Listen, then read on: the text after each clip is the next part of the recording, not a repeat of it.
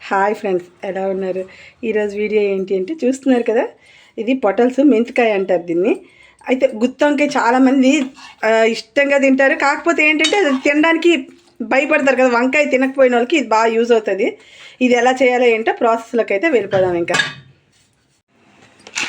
చూస్తున్నారు కదా, ఇవి పొటల్స్. అయితే ఈ పొటల్స్ చూడండి, బాగా వాష్ చేసుకొని అటు ఇటు మూడికలు తీసేసి ఇలాగ గుత్తి వంకాయకి ఎలాగైతే కట్ చేసుకుంటామో అలాగా ఇగోండి 6 రేబర్స్ వచ్చినట్టు మొత్తం కట్ చేశాను అనమాట. అలాగే దీనికి ఉల్లి వెల్లుల్లి లేకుండా మెంతికాయ ఎలా చేసుకోవాలో చూపిద్దాం అనుకోండి. అయితే ఇది టేస్ట్ అయితే సూపర్ ఉంటుంది. గుత్తి వంకాయ ఎలా చేసుకుంటాం ఇంచుమించుగా అలానే చేసుకుంటాం. ఇది కూడా చూడండి, ఇది ఇలా కట్ చేశాం కదా. ఇప్పుడు దీనికి ఇగోండి 2 కేజీలకి 1/2 కేజీ టమాటాలు అయితే పడుతుంది. అలాగే ఇగోండి ఇంత దోసపప్పు, ఇంకానేమో జీడినోకింత సరిపోతుంది. అల్లము దీనికి కూడా 25 గ్రామ్స్ అయితే సరిపోతుంది. ఈ 25 గ్రామ్స్ అల్లము, ఇంకానేమో ఈ 1/2 కేజీ టమాటో, ఇవి మొత్తం మనం బాగా ఫ్రై చేసేసుకొని మిక్సీ చేసి రెడీ చేసి పెట్టుకుందాం. అలాగే ఈ 2 నానబెట్టుకొని ఉంచుకుందాం. ఇదైతే ఇలానే ఉన్నాయండి. మళ్ళీ ఇది ఆయిల్లో డీప్ ఫ్రై చేసేసి తీసేస్తే అప్పుడు మనకి బాగా వస్తుంది కర్రీ అనేది. అయితే ఇంతలో మనం ఈ టమాటాలు ఇవి గ్రేవీ కోసం రెడీ చేసి పెట్టుకుందాం. పొటల్స్ ఫ్రై చేసుకోవడం కోసం ముందైతే డీప్ ఫ్రై కోసం ఆయిల్ అయితే ఫుల్గా పెట్టుకున్నాను. అయితే ఇప్పుడు ఇది ఒక్కొక్కటి ముందైతే ఫ్రై చేద్దాం. ఆయిల్ బాగా వేడెక్కింది. ఇప్పుడైతే ఒక్కొక్కటి వేసుకుందాం. ఇవి ఆయిల్లో డీప్ ఫ్రై చేయడం వల్ల టేస్ట్ అయితే నెక్స్ట్ లెవెల్లో ఉంటుందన్నమాట. చాలా బాగుంటుంది. ఇందులో ఎన్ని పడితే అన్ని వేసేసి ఫ్రై చేసేద్దాం. ఒక పక్క బాగా ఫ్రై అయిందంటే రెండో పక్కకు కూడా తిప్పేసి ఫ్రై చేసేయడం అయింది. ఇంకా సరిపోతుంది. అయితే ఇది మీడియం ఫ్లేమ్లో అడ్జస్ట్ చేసుకుని ఫ్రై చేయండి. మరి హై ఫ్లేమ్లో అయినా మాడిపోతుంది, లోపల కుక్ అవ్వదు. అలాగని సిమ్లో పెట్టారు అనుకోండి, చాలా ఎక్కువసేపు పట్టేసి ఆయిల్ ఎక్కువ పీల్చేస్తుంది. సో అందుకని మీడియం ఫ్లేమ్లో మాత్రమే ఫ్రై అవ్వాలి. ఇది ఒక పక్క పూర్తిగా ఫ్రై అయిపోయింది కదా, ఇంకో పక్కకి టర్న్ చేసేసుకుందాం. ఇలాగా ఇది ఇంకా కాస్త మనం ఇలా కలుపుతూ మనం ఫ్రై చేసామంటే మొత్తం 4 వైపులా బాగా ఫ్రై అవుతుంది.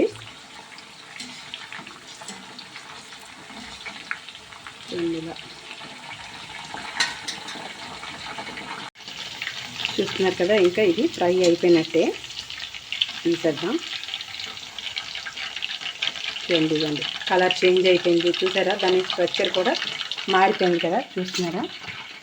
ఇదిగోండి, ఇలా మొత్తం అంతా దగ్గరగా అయిపోయినట్టు అయిపోవాలన్నమాట. అలా అయిపోతే మనకి అది ఫ్రై అయినట్టు క్లియర్గా తెలుస్తుంది అనమాట.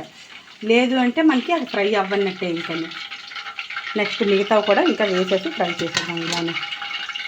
ఇదిగోండి, ఇంకా మిగతావి కూడా కొన్ని వేసాను, ఇంకొన్ని ఉన్నాయి, అవి కూడా వేసేస్తాయి. ఇంకా మొత్తం ఫ్రై అయిపోతే ఇంకా అప్పుడు మనం కర్రీ ఎలా చేయాలో చూద్దాం. ఇంకా ఇదిగోండి, ఇలా ఫ్రై అయినాక ఇలా మనం చూపిస్తున్నాం కదా.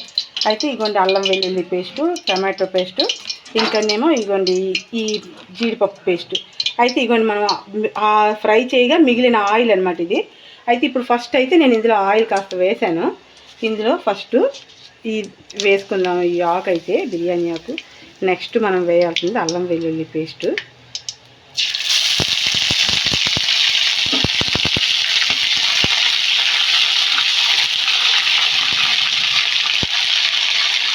కాస్త వేసుకుందాం. సరిపోదు, చిల్లుతుందని ఆగిపోయాను. కాస్త పచ్చివాసన పోయింది అంటే నెక్స్ట్ టమాటా మొత్తాన్ని వేసేద్దాం. ఇప్పుడు ఈ స్టేజ్లో ఉండగానే ఉప్పు కారం కూడా వేసేద్దాం. టేస్ట్కి తగ్గ సాల్ట్ అయితే వేసేద్దాం. ఇది ఫ్రైలా చేసుకుందాం, గ్రేవీలా కాదు.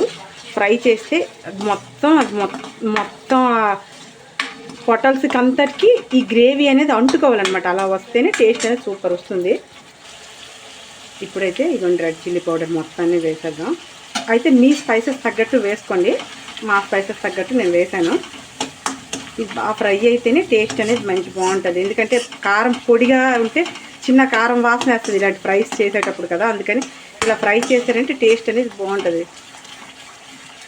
ఆయిల్ గ్రేవీ సపరేట్గా తేలిపోవాలి. తేలిపోయినట్టయితే మనకు కరెక్ట్గా వస్తుంది. చూడండి,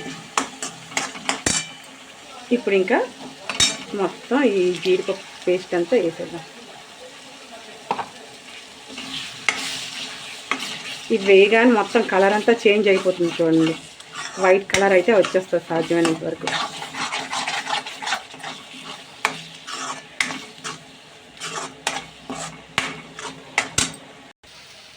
ఇప్పుడు ఇంకా ఇది మొత్తం ఫ్రై అయిపోయింది కదా, ఇంక ఈ పొటల్స్ మొత్తాన్ని ఇందులో వేసేద్దాం.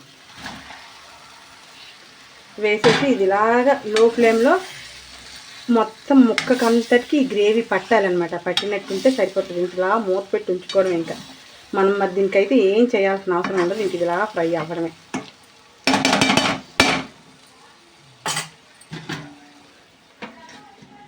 అంతే, ఇది మొత్తం ఇంకా ఫ్రై అయిపోయి ఉంటుంది. ఒకసారి అయితే మూత తీసి చూద్దాం. చూడండి, మొత్తం ఎక్కడ గ్రేవీ అనేది మరి లేకుండా ఆయిల్కి ఆయిల్, గ్రేవీ సపరేట్ అయిపోయి మొత్తం బాగా అయిపోయింది కదా. ఇంకా స్టవ్ ఆఫ్ చేసేసి సర్వ్ చేసేసుకోవడమే. చూడండి, మనం అన్ని పొటల్స్ వేసినా అంతా కలిపి ఎంత దగ్గరకు అయిపోయింది చూసారా. ఇది టేస్ట్ అయితే సూపర్ ఉంటుంది. మనకి వంకాయ తినకపోయిన వాళ్ళు చాలామంది ఉంటారు కదా, గుత్తి వంకాయ అయితే చాలా ఇష్టం, కానీ వంకాయ తినకుండా ఉండే వాళ్ళకి ఇది బాగా యూజ్ అవుతుంది అనమాట. టేస్ట్ అయితే సూపర్ ఉంటుంది.